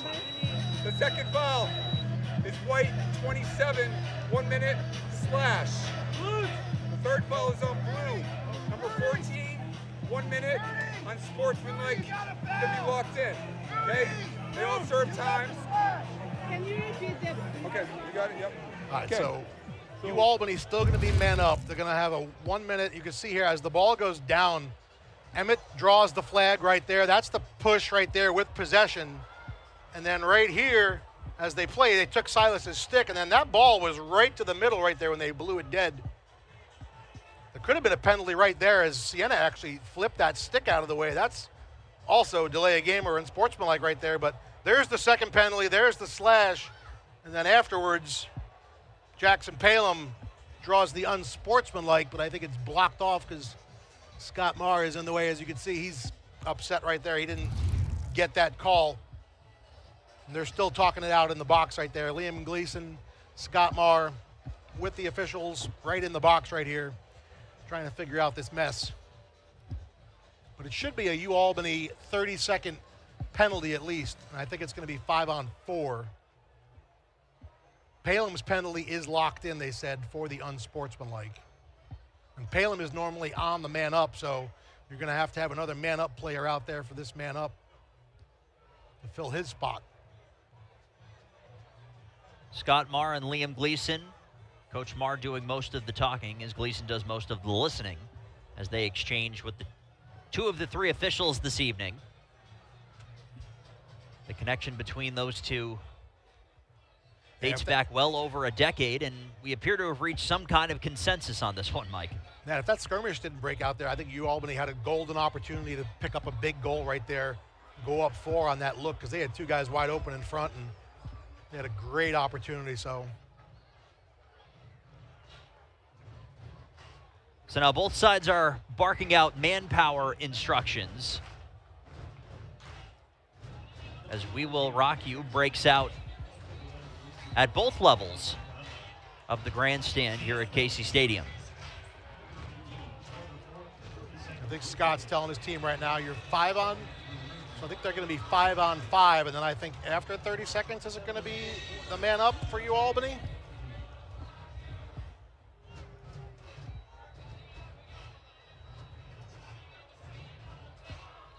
Where is the ball right now? That is a fantastic question that I've been thinking about for the better part of a minute. The ball should be, the foul was in the left corner on the offensive end right now. How is, Siena's getting the ball to start this? This is wild. So quick head count does have UAlbany still a man up, but Siena is awarded possession. Not sure how that worked out. Not sure if it was because it was a dead ball. Siena got possession on that. That's really odd. Not what I was expecting there. And Siena's just trying to run out some of this penalty right here as Radomski runs behind as Neeson stalks him. And now Jacob Smith right on the ball as well. We'll play a few more seconds of Catch Me If You Can before we now go back to even strength. So each team has one representative in the box. Just over 3 minutes gone by in the fourth quarter. And now Siena at even strength. 5 aside as they look to set their offense, and they do so with one of the best playmakers in the nation in Ryan McCarthy. Sharp angle try, defended well there by Smith, and Brady Smith out of his crease to make the play. Back to Jacob Smith it goes. Outlet feed, one more, that's successful towards Galco. All right, so we're back to 6-on-6 here, Dan. After all the confusion, that's something I got to write down to figure out exactly what happened, because that's going to bug me. Nonetheless, the Danes have possession, 60 to shoot here with a 10-7 lead. Richmond turns, fires, he scores! A quick response from the home team via Silas Richmond, and it's 11-7. Silas Richmond right on cue, picks up his second goal of the game. Gives the Danes a 4-goal lead right now, as you'll see him start from X, get his step on his defender, absorb the check, little question mark as he gets above the island here, gets topside, turns, fires, rope, 11-7 Danes. Well, the question mark certainly left Siena's defenders guessing as Silas Richmond finds Twine. Some of the UAlbany former players right there on the sideline, noticing them, here supporting their boys. Athletic play made there to take that ball free. Nice play. Galko shovels it back in bounds, I should say, towards Neeson, who's closed upon by two members of the Saints. Outlet feed went awry. Neeson's got to turn that back and just get that to Smith there and just control that clear instead of throwing it upfield. That was a great individual effort to keep that ball in bounds right there. UAlbany turns it back over. The Saints get their offensive personnel on the field here. It's that stat we talk about, but they don't quantify. You count face-off wins, but who actually gets possession after the face-off win? And that was an extended change of possession that leads Siena to a very important possession. After those penalties, the momentum hung in the balance for only a few seconds before Silas Richmond answered to extend the lead to 4. Clicking towards 10 minutes to go in the fourth quarter. NCAA men's lacrosse tournament opening round action. UAlbany and Siena. The winner plays Cornell, 7:30 in Ithaca on Sunday. That's absorbed by Caden LaPietro as he ate that shot. UAlbany unable to convert. Knocked down, still a battle for that ground ball. That's won by Siena. Closing in and taking it away was Jacob Wells. Nice job, sticking the lane there, trailing the play. Pass got deflected, and it's taken away again. It's got Silas ahead. Richmond had it, lost it, battling for it, gets through the defenders. Richmond, one more pass in front, cannot be settled. Hot potato here. Up and down. Nobody can catch it right now. Neither team seems to want possession currently as that one's knocked out, and UAlbany will get a seemingly much-needed whistle as well as possession of the ball. I think that was the most turnovers we've had in the game within that sequence right there. Caden LaPietro comes off after absorbing a shot. He wore that shot. Nice job by him eating that up. He's feeling it a little bit. Don't rub it. Both teams turned it over at a tennis match pace over that last 30 seconds, but UAlbany will get into their set on offense. Time on their side here as the fourth quarter continues. Doherty all the way back up top for Wimmer waiting there. One more pass towards Reed. Reed draws his defender up top for Richmond. Shorty. Richmond turns. Fakes the pass. To his left he goes. Tried to work a pass in front. Did not connect. Just missed there, but you can see how Silas Richmond always has his head up, looking to facilitate for his teammates. Just missed that backside look right there. The pass was a little bit high, but his head is always up. He's not just have tunnel vision and going to the rack. He knows the double's coming. He always looks up to find out where that seam is and how he can get the ball to one of his teammates. As UAlbany gets some solid pressure in the middle of the field with Jacob Smith. Smith knocked it down after Marquis created problems. Marquis fakes it, tries to make his way to the inside. Good play right there. Really well defended by Liam Lennon. Went for the little toe drag, the game winner they had versus Yale in overtime. I almost had flashbacks. I thought it was coming again. He was setting it up.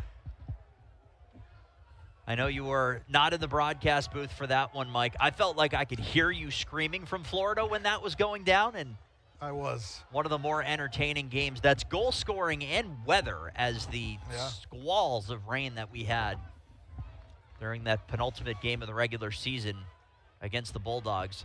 A lot of fun. Fired wide as Pfeiffer was able to get the inside step. He wanted that one back. He made a nice dodge down the right wing. He just missed his shot. I think he tried to go near pipe, and he just shot it wide. Tucked his stick, got the shot off. Wimmer's got the shorty here, 30 to shoot. Wimmer working his way backwards. Guarded by Carter Fort. Quick exchange finds Richmond.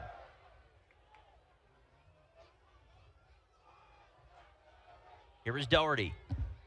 13 to shoot. Richmond again. Pfeiffer. Carl's back up top. One more pass, but the pass gets blocked. UAlbany does not manage a shot on net or in the vicinity as it was taken away by Andrew Rooney. Again, that's that situational awareness right now. You've got to be cognizant of where the shot clock is. And Siena gets transition off this, and Brady Smith makes a nice stop right there. Taken away, another chance and another save made by Smith. He's able to hit Wimmer on the long outlet, and Wimmer right back on the offense for Albany. Brady Smith with 2 back-to-back saves right there. Big ones for Albany. Remember those 2 right there with 6 minutes to go. Mark those in pen in your scorebook, especially considering what Albany may be able to do on this offensive possession. Siena not going quietly into the night. They trail by 4, but just 6 minutes remaining on the clock, potentially in their 2025 season. What does a Siena Saints group led by Liam Gleason look like in crunch time? We'll find that out. Meanwhile, it's Kesselring. Making the pass, Richmond out from X, back to Daniel Kesselring. One more pass was looking for Palem. Towards the line it goes and over. Get back on D. It's going to be an over and back. So Albany again leaves the door just briefly ajar for this Siena group as the offense jogs back into position. Albany still had like 35, 40 seconds to shoot there. I mean, you got to kind of take that clock down right now. That clock is your friend right now, and Liam Gleason's going to take a timeout right here. We will step aside as both teams will settle in for the remainder of regulation. One team moves on, the other goes home. Don't go anywhere. We're back in a moment here on ESPN+. Back on ESPN+, Mike, we've seen a number of examples that Brady Smith is a freshman in name only. Here's another. No panic by Brady. Nice stop right here on the left side. Makes another one coming across right here. Reads that, steps to the ball, knocks it down, starts to clear. Siena gets some numbers here and then makes that save as well. And then the rebound comes loose, and then Brady stops up again, snaps that hand over to make his 10th save right there. 2 back-to-back in no bigger spot here in the fourth quarter with 5:26 to play as the Danes lead 11-7 right now. Coming off a timeout here from Siena. Siena's got 66 to shoot as they look to set up their offense right here and see if they can get a goal. It's the 10th game of the season for Smith where he's recorded at least 10 saves. He did it in his most recent game, a season-best .650 save percentage in his team's win against Bryant to capture the America East Championship. He's given up 6 or 7 goals in each of his last 3 games. Siena looking to mount a comeback. They have just over 5 minutes to get their offense moving. Pass is deflected, knocked down to the turf. Battle for possession as it's knocked up and down in the air and taken away there by Grove. Knocked back down to the turf. Still no definitive possession, but Siena is able to come away with it. Albany did a nice job of knocking it down and creating the turnover, but then just couldn't hold on to the ground ball. And right now, Siena gets a new shot clock here. Potato was back in the microwave. Save made by Smith. Rebound, score! On the second opportunity, it's Huffnagel again, and Siena is going nowhere with under 5 to go in the fourth quarter. Brady Smith made a really nice save, and Albany's got burned a couple of times by Huffnagel, just curling a little C-cut from X. Coming from behind right now, stops it right here, makes a great save. The rebound gets away, and Huffnagel picks it back up, and he puts it back right under the bar as Brady Smith gets Huffnageled right there. Nice finish, good awareness, staying on the ground ball, keeping the Saints in it. Really nice shot right there to put that under the bar after a great save by Brady Smith. Huffnagel completes the hat trick. He and Pratt Reynolds both have multiple goals. 5 different goal scorers for the Saints today. Rocco Moreno with the big face-off win right there, and the Danes unable to get it over as Brady Quill loses it once he gets over the midfield, and Albany's got to get back in the hole here. Siena looking to force the issue, taken down, maintaining possession and drawing a penalty on the individual effort was Liam Hassett. So Siena will get another opportunity to go a man up if they are not able to capitalize. It's kind of tight right there. It was a pretty good check. He was trying to rip that ball out, and I'm not sure if he hit his back leg as he was coming down. But Siena is getting a golden opportunity to get back in this game right here with the man up coming. And they've got 55 seconds still to shoot right here. Working his way across is Cavioli. Skip pass finds Radomski. Radomski to his left. Sharp angle try. They score! It's 11-9. On the chance in the goal for Ryan McCarthy, who goes from playmaker to goal scorer on that sharp angle chance. We talked about not being able to give these guys time and space to shoot right there. McCarthy gets this ball on the low wing right there as the D is sloughed off him right here. You can see the pass come right now on the skip. He's got no one around him. He's got time and space to set his feet. Squares up to the corner, hits the far side. 11-9 right now, Albany. 3:40 to play with a big face-off coming right here. So important to note that the goal negates the penalty, and it allows Moreno to win the face-off. Nice job on the face-off there as the Danes get possession here. And they're going to double right away, and Siena's chasing Silas Richmond. Scott Marr says, I'll take a timeout, and we'll talk this out. First of the half right there for Albany. They've still got another one to burn. 3:25 to play right now. So Albany's got to get into a situational set right here. They've got to know that Siena might come out and double this ball. There's still plenty of time in this game. The Saints are not in a dire situation or anything yet, but you started to see that pressure possibly come right there, and Scott Marr recognized it and said, we'll take a timeout and discuss that. So, and this is one of those chances here late in the season. We'll discuss that in a moment. Another look at the goal as McCarthy was able to find that corner from a sharp angle. And Neeson was just sloughed off really far on that far side. That's one of the things, you can't get too far off to support that slide. You've got to be able to support that backside still and be able to recover.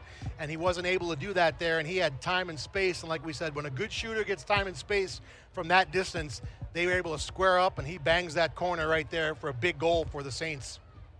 We've talked about this a number of times, and it's a learned lesson that you wonder how Albany will perform now versus earlier in the season. The fourth quarters, Mike, at the beginning of the year when they were 2-7 through their first 9 games were not kind to the Great Danes, but it did seem as the season went along they were able to find their form. Is that something this group has learned to this point in the season? I think they did. You saw a lot of the turnovers and the issues they had were early in the season, and those 2 losses they had to both Bryant and UMBC, they were very early in the season, so I think that was definitely part of it. You know, you kind of learn from those mistakes, you get better, you understand what you need to do, your situational awareness in those games. Scott Marr and the coaching staff practice those situations. They talk through them to make sure the team knows exactly what they need to do, so that's a big part of it. You learn from your mistakes. Hopefully you can take care of it right there. You see Merrick Thompson, as he was talking to the offense right in there, getting them situated for this possession.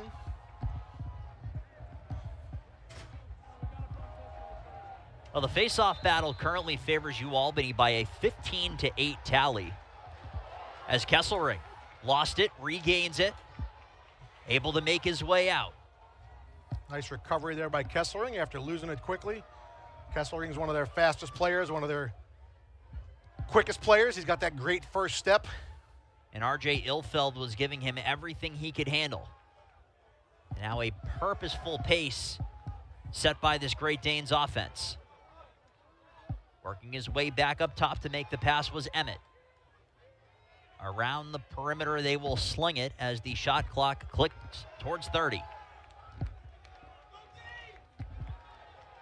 Does Albany have one extra counterpunch on offense in their midst? 20 seconds to shoot, and here comes Richmond. Watch the far side here for Doherty if they slough off too hard. Oh, there was the look.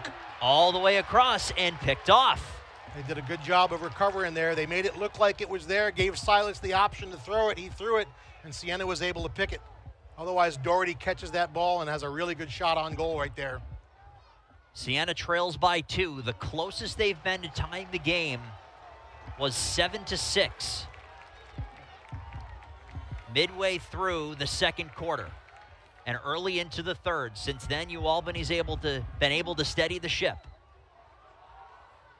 Under 2 minutes remaining in regulation.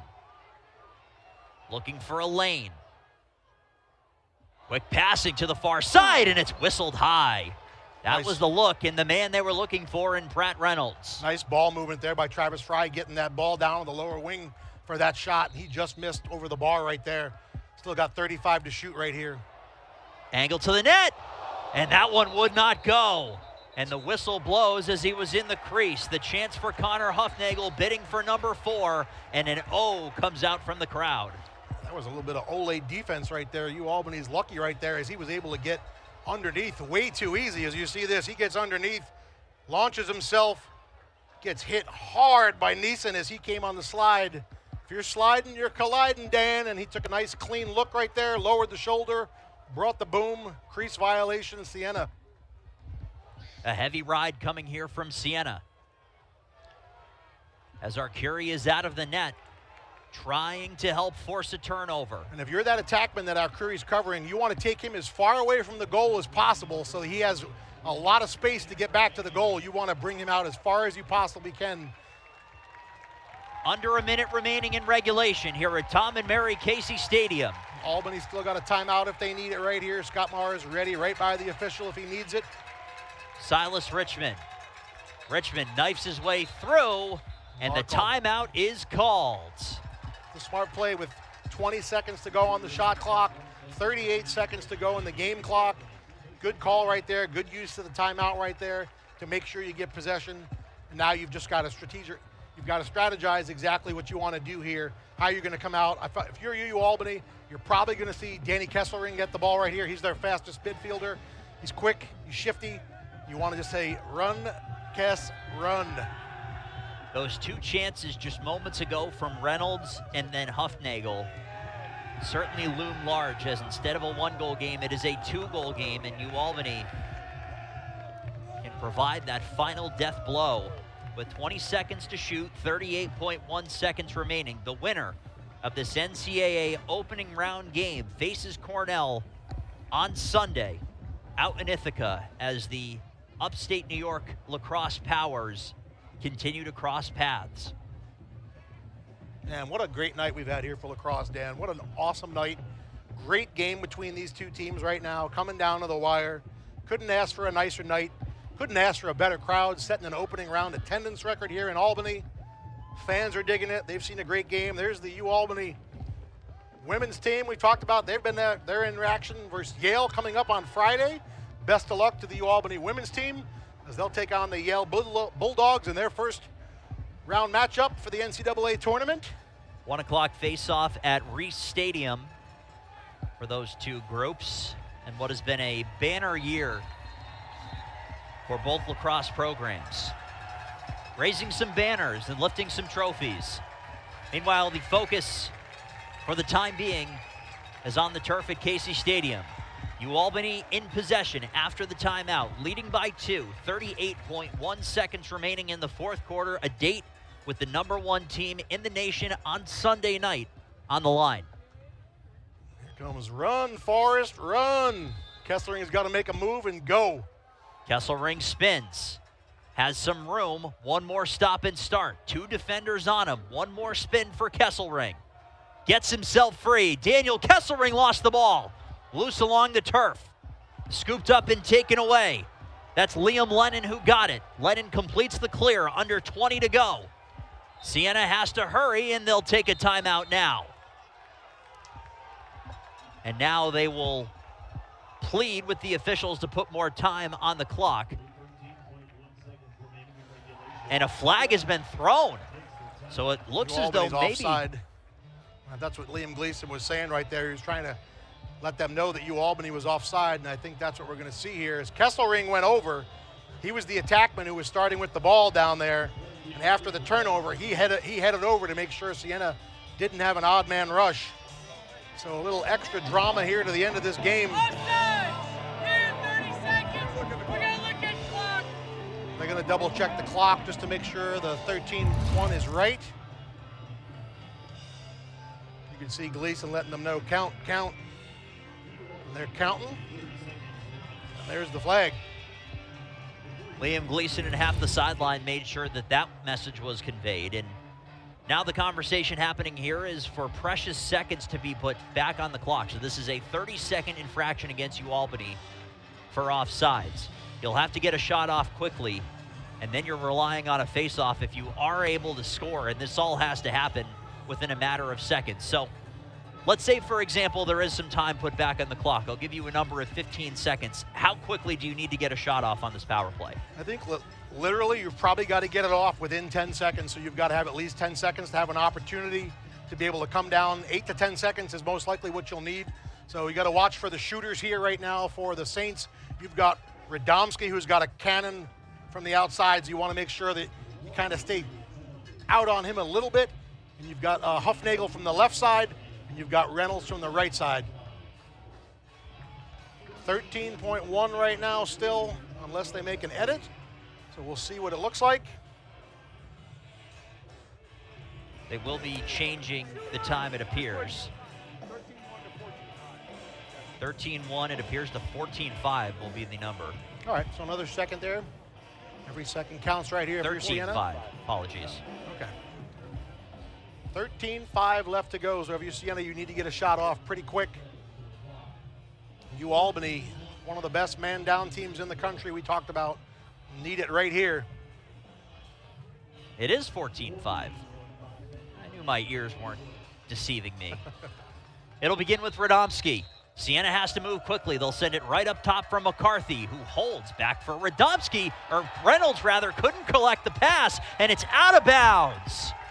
With 6.5 seconds to go, Albany will take over. One long heave as the clock will hit triple zeros at Tom and Mary Casey Stadium, and the Dane train will roll on for the second consecutive season. Albany picks up a win in the NCAA opening round. They will face Cornell on Sunday night in Ithaca. Great Danes are rolling. The Dane train is going to be heading out to Ithaca for a rematch from 8 weeks ago when they took on the #1 team in the land then. And they're still the #1 team in the land now as they head to Cornell to take on the juggernaut of the NCAA tournament. Albany lost 18-11 in that previous game, but Albany kind of had a really tough start. They didn't get off the bus right away. They were down 7-1 in that first quarter. After that first quarter, they settled in really well, had a really nice game after that, so they'll look to use what they learned from that game to take on Cornell, and that's going to be a big battle as you go against the Tewaaraton winner and CJ Kirst as well. The bracket has been set. Albany and Cornell on Sunday. Let's send it down to the third member of our crew. Here's Matt Kearns. Thank you, guys. Here with Coach Marr. Back-to-back America East titles, back-to-back opening round wins. Tell me what you guys are feeling right now. It's awesome. I mean, again, we knew this was going to be this kind of game. Again, I have a lot of respect for their program and Liam and the staff, obviously, but we knew they were going to fight. We knew they were going to fight, and we just had to gut it out. I'm really proud of my guys for sticking with it. They came back, they put their push, and we stayed with it, and we made our push in the third quarter. Talking about Brady Smith, I mean, his second half performances this season have been unbelievable. Talk about his development in his freshman year as the new starting goaltender. Absolutely. I mean, he made some huge saves there in the second half, like I said. I thought their kid made great saves, too. Our Curry was great. He made an unbelievable save on 88 there in the third quarter. So I thought both of them played great. I thought everybody hustled really hard. I thought both teams played really hard. Again, I give them a lot of credit. They kept fighting, and we just kept pushing, too. Absolutely. Looking ahead to #1 Cornell, you guys faced them earlier this season, a tough loss in Ithaca. Tell me how this team right here differs from the one that played them on April 1st. Well, we've grown since then. Obviously, that was a great learning experience for us that last time. We stayed in that game. We were down 7-1 in the first quarter, and then we fought back and made it a respectable 17-11. So I thought we got a lot of confidence from that loss, and since then we haven't lost. So we'll see. They're obviously the best team in the country. They have the best player in the country. So, we have to be ready to play, and we'll do our best to get when we get there, and we have nothing to lose. Absolutely. Thank you so much, Coach. Congratulations. Dan, Mike, back to you guys. Matt, thank you so much. Scott Marr's group was rooted on by an opening round record, 3,527 fans here at Tom and Mary Casey Stadium. Mike Tesserero, we saw a lot this evening. Your final thoughts on today's game? Just a great night in Albany. Just two great teams battling it out on a beautiful night. Look at the stats right here. The shots were pretty even. The freshman takes out the grad student here, Brady Smith, 11 saves on the night. Ground balls are pretty even. You look at the turnovers, but the saves stick out, and Brady Smith made a bunch of big saves in the fourth quarter to secure this win for the Great Danes. Siena will have to go another season without picking up their first win in the NCAA tournament, but a fantastic season for them. 11-5 is where they finish. Albany's season will continue as they take on the #1 team in the nation, Cornell, on Sunday, as the first round of the NCAA tournament will begin on Saturday. The final score, again, it was Albany 11 and Siena 9. For Mike Tesserero and Matt Kearns, I'm Dan Ball saying so long from Bob Ford Field at Tom and Mary Casey Stadium on the campus of Albany. All games airing on the ESPN networks are streaming live and archived on the ESPN app. This has been a presentation of ESPN. So long from the Capital Region.